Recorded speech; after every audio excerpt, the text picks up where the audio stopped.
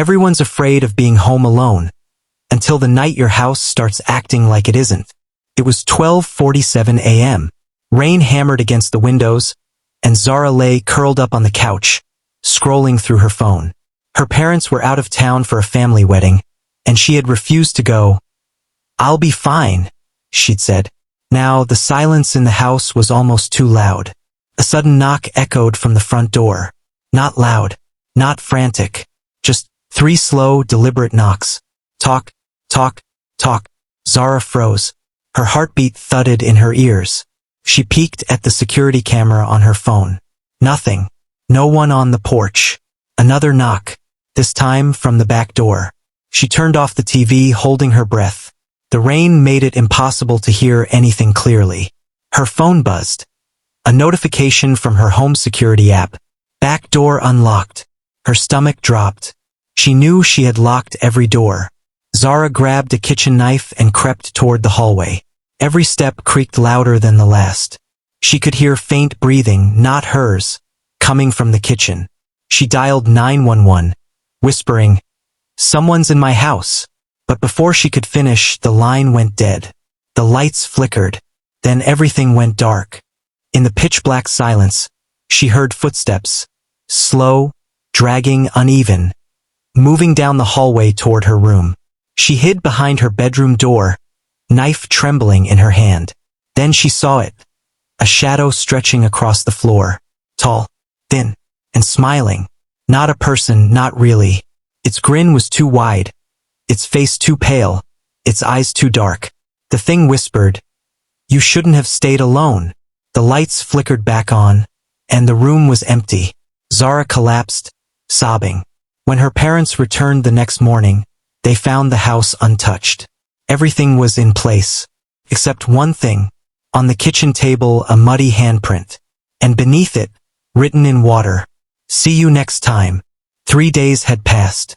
Zara hadn't slept more than an hour at a time since that night. Her parents brushed off the story. Maybe a dream, they said. Maybe a power surge. But they didn't see the handprint. They didn't feel the cold that still lingered in the air. When she walked down the hallway, lights flickered again. Only for her. Her phone battery drained in minutes when she was home. And every night, at 12:47 a.m., she'd hear it again. Talk, talk, talk. Not from the doors this time. From inside the walls. Zara started recording everything. The next night, she placed her phone on a shelf, camera facing the hallway. Then she turned off the lights and waited. Midnight. The rain started again just like before. And then came the knock. Talk, talk, talk. Her phone captured the sound perfectly. She checked the video in the morning, heart racing. For a few seconds, nothing. Just darkness and sound. Then movement. In a single frame, behind her reflection in the window. A tall, pale figure smiling back. Zara screamed, dropped the phone, and ran to her neighbor's house. When they came back with her, the phone was gone. Days passed and she stayed with relatives. But when she returned home to pack her things, the house was colder than ever. As she opened her bedroom door, she saw something carved into the wall. Deep, jagged scratches forming words. "You left me alone." And on her bed was her missing phone. The screen lit up on its own. The last video she'd recorded started playing. She could hear her own breathing. Then, behind her whisper, another voice. Low, broken, inhuman, whispering, "Turn around." The video ended abruptly, but the audio didn't. Her phone speaker hissed, and through the static, the voice spoke one last time. "I'm already behind you." Zara turned, and the screen went black.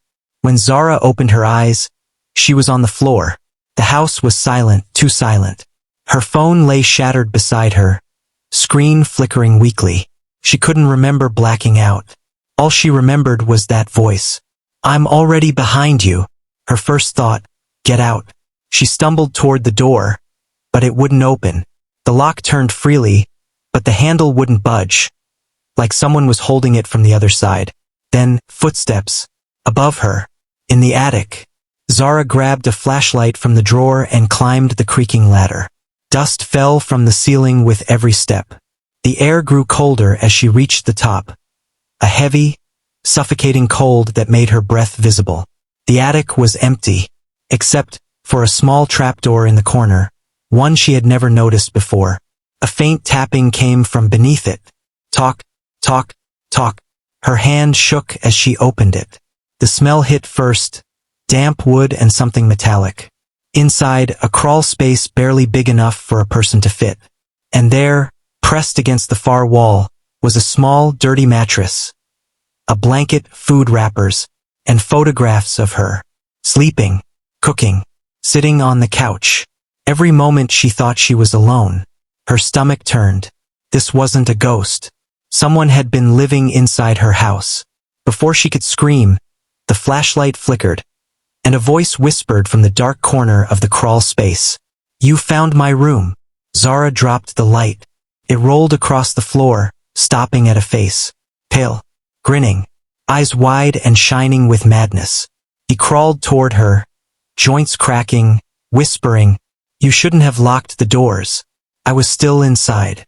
Zara turned and ran, tumbling down the attic ladder. She didn't stop until she burst through a window, glass cutting her arms as she fell into the rain-soaked grass outside. When the police arrived, they searched the house, but the crawl space was empty. Only one thing remained, a handprint, fresh, muddy. 2 months later, Zara had moved. A new town, a new apartment, top floor, 3 locks on every door. She told herself it was over, that it had all been one long, waking nightmare. But fear doesn't leave that easily. She couldn't sleep without lights on, couldn't take showers without checking behind the curtain, couldn't look at her own reflection for too long, because sometimes she swore it smiled back. Then one night it started again. Not at midnight, at 12:47 a.m. Tuk, tuk, tuk. Her heart stopped. She turned toward the door, no one. She checked the camera. Nothing outside. But this time, the sound wasn't from the door. It came from inside the wall behind her bed. She pressed her ear against it. Something was moving, crawling, whispering. She ripped open the drywall the next morning. The neighbors thought she'd lost it. Inside, she found a hole small like a tunnel, and something written in charcoal on the wood. "You took my home."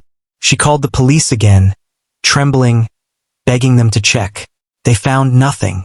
But after they left, she found a single item they had missed, tucked behind the insulation. Her old phone, the one that had shattered 2 months ago, turned on by itself, battery full. The gallery had only one new video timestamped yesterday. In the video, Zara was sleeping in her new bed. The camera panned slowly toward her, and a man's whisper said, "You moved, but so did I." Zara threw the phone against the wall, sobbing. The screen cracked, and then, beneath the glass, a reflection. Pale, smiling face. Not the man's. Hers. It smiled wider and whispered from the broken screen, "It's your turn to knock." The apartment lights went out, and from the walls, from every direction,